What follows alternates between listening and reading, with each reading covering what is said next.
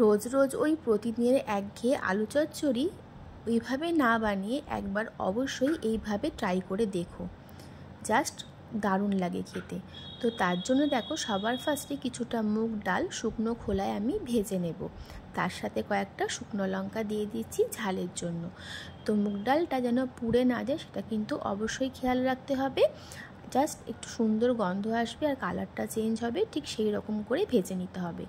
তো দেখো ডালটা কিন্তু আমার খুব সুন্দরভাবে ভাজা হয়ে গেছে, এবার তুলে রাখলাম।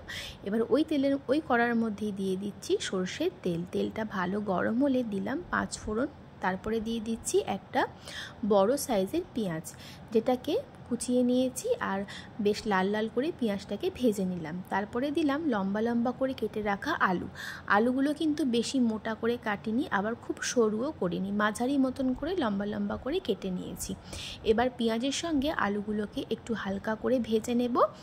তারপরে এর মধ্যে দিয়ে দেব একটা মিডিয়াম সাইজের টমেটো, দিয়ে দিচ্ছি ঝালের জন্য কয়েকটা কাঁচা লঙ্কা, দিয়ে আবারও ভেজে নেব। এবার এর মধ্যে কিছু কমন গুঁড়ো মশলা দেবো, খুব বেশি মশলা কিন্তু লাগে না এই রান্নায়। দিলাম লঙ্কার গুঁড়ো, হলুদ গুঁড়ো, পরিমাণ মতো নুন, দিয়ে আবারও গুঁড়ো মশলাটার সঙ্গে আলু, টমেটো, পেঁয়াজ এগুলোকে একটু ভেজে নেব। এখানে কিন্তু আর কোনো মশলা ব্যবহার করা লাগবে না, জাস্ট এই কটা মশলাতেই কিন্তু এর স্বাদ দারুণ লাগে।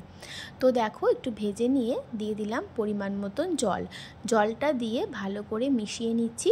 তারপর ঢাকা দিয়ে আলুগুলো সেদ্ধ হওয়া পর্যন্ত ওয়েট করে নেব। তো দেখো ঢাকা দিয়ে দিয়েছি।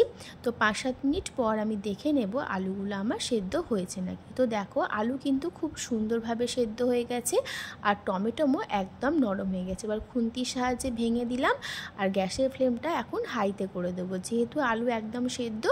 আর ঝোলটাও দেখতে পাচ্ছ অনেকটাই রয়েছে। আর এই দিকে দেখো মুগ ডালটা কিন্তু মিক্সির বাটিতে নিয়ে ঠিক এইভাবে গুঁড়ো গুঁড়ো করে নিয়েছি, সাথে শুকনো লঙ্কাগুলো এর সাথে গুঁড়িয়ে নিয়েছি।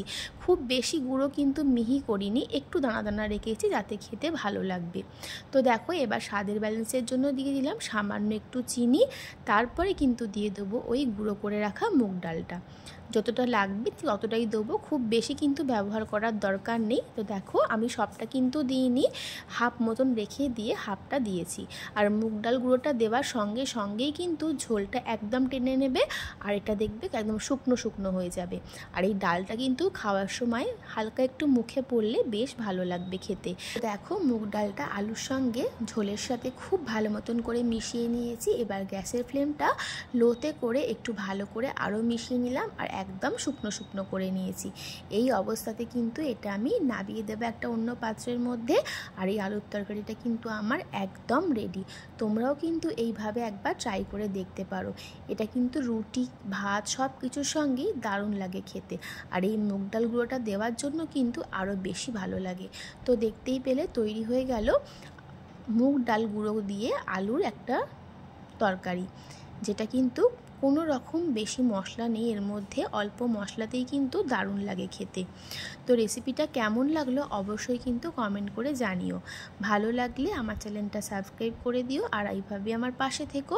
সবাই খুব ভালো থেকো, সুস্থ থেকো। নতুন কোনো রেসিপির সাথে আমি আবারও হাজির হব। তাহলে আজকের মতন আসি, টাটা।